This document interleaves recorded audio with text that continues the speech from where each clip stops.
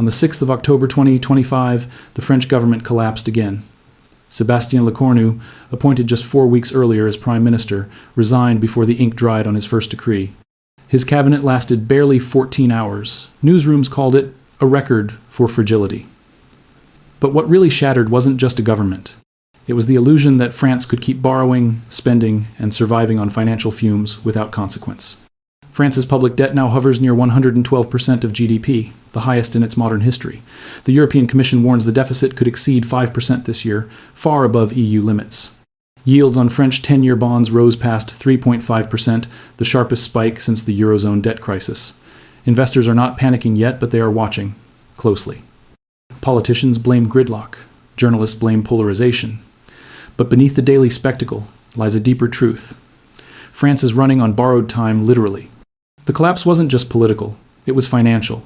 Every cabinet since 2022 has been fighting not just rivals, but math. Debt arithmetic that no ideology can rewrite. A century ago, when the franc wobbled after World War I, France resorted to devaluation and austerity. In the 1,980 seconds, François Mitterrand's socialist experiment hit the same wall markets revolted, forcing a tournant de la rigueur. Every generation believes it's different. Every generation discovers it isn't. So why did it happen again in 2025? Why does the world's 7th largest economy keep toppling its own governments in the name of fiscal stability?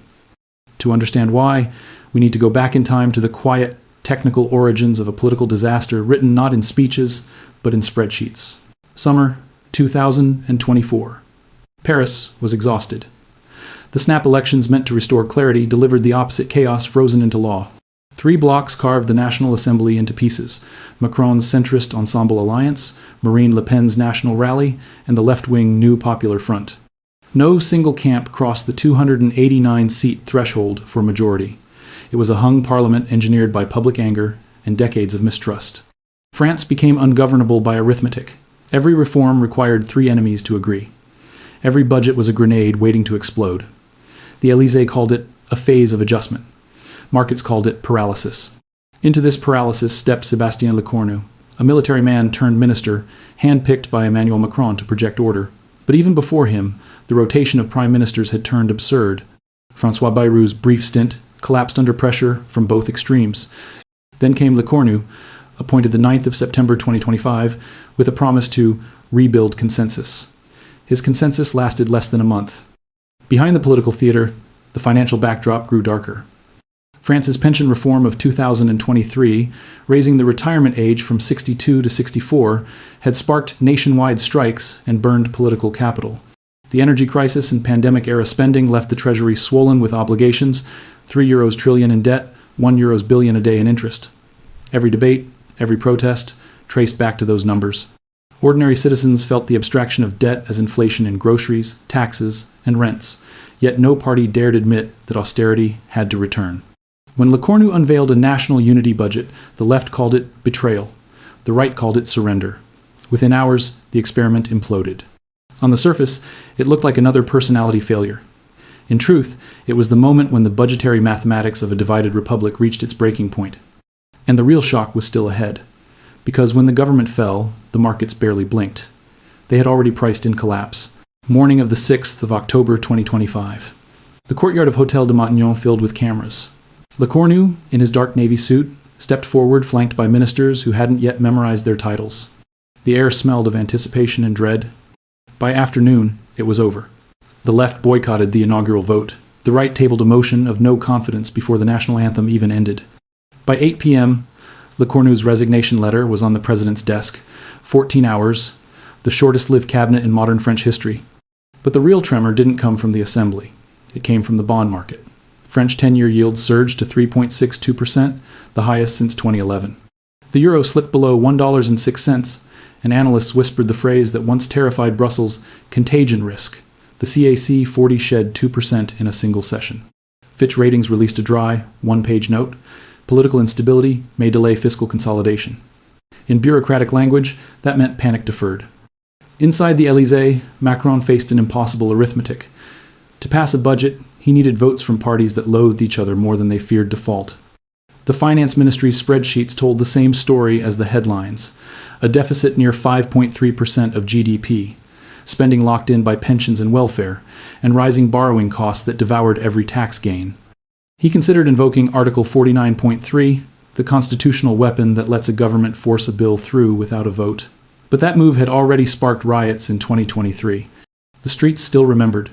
Television pundits talked of political fatigue, of yet another reshuffle. But what unfolded in that 24-hour collapse wasn't fatigue, it was fracture. The invisible machinery of debt, interest, and confidence had overpowered the visible machinery of democracy. For decades, France believed its social model, generous benefits, centralized power, national pride, was immune to market discipline. That myth died quietly in the space of a single afternoon. Every collapse begins long before the headlines. The fuse here was not ideology, but interest. France's debt, over 3.1 trillion euros, is no longer cheap. For years, near-zero rates masked the cost of political indecision. Then inflation returned, and the European Central Bank raised borrowing costs to 4.5%, the highest in over 2 decades. Suddenly, every basis point hike added billions to France's interest bill. In 2025 alone, 55 billion went just to service past promises. That's more than the nation spends on defense. This is the hidden engine of collapse. A government trapped between its voters and its creditors. Raise taxes and the streets burn. Cut spending and parliament revolts. Borrow more and the markets turn on you. There's no good choice, only the timing of reckoning. The French case is not unique. History has played this melody before. In 1931, Austria's credit anstalt collapsed under debts the state could not guarantee, triggering panic across Europe. In 2011, Greece's deficit spiral forced Brussels to choose between bailout and breakup. Each crisis dressed differently, different currencies, different faces, but the same logic ruled. Once confidence cracks, politics becomes theater. Le Cornu's fall was not about personal failure. It was structural mathematics. A nation spending faster than it grows eventually runs out of narrative. The euro prevents devaluation, inflation prevents stimulus, and democracy prevents austerity.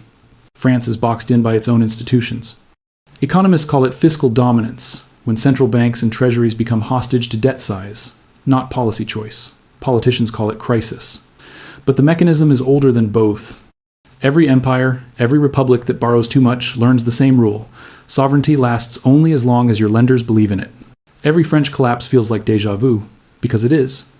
The names change, but the math repeats. In the 1,920 seconds, France inflated away its war debts. In the 1,980 seconds, it surrendered socialist dreams to bond markets. In 2025, it tried to govern without money or majority. Each time, the same truth reemerged. Financial gravity always wins. Today's crisis is not just French. Across Europe, debt ratios climb, demographics shrink, and populists promise everything without funding anything. Italy's debt tops 140% of GDP. Germany breaks its own fiscal rules to rearm. The European Central Bank cannot rescue everyone at once. Behind every election speech lies the same unspoken number: interest. And while the powerful trade ministries and slogans, ordinary citizens pay the quiet tax of decline. Higher prices, lower trust, savings eroded not by a law, but by a rate. The pain is subtle, cumulative, invisible, until one morning the government collapses and everyone acts surprised. The deeper lesson is not about Paris. It's about cycles, how democracies repeat the same fiscal dream until the bill arrives. Borrow to buy peace, inflate to ease pain, collapse to reset, then start again. The cycle of comfort, denial, and reckoning. France is merely the first warning flare of this decade's financial reckoning. Its fall is not an isolated failure, but a mirror. What we see reflected is every state that treats debt as destiny postponed. And when the music stops, when the numbers finally outrun the promises, the collapse will not come with cannon fire or coups. It will come the same way it did in Paris.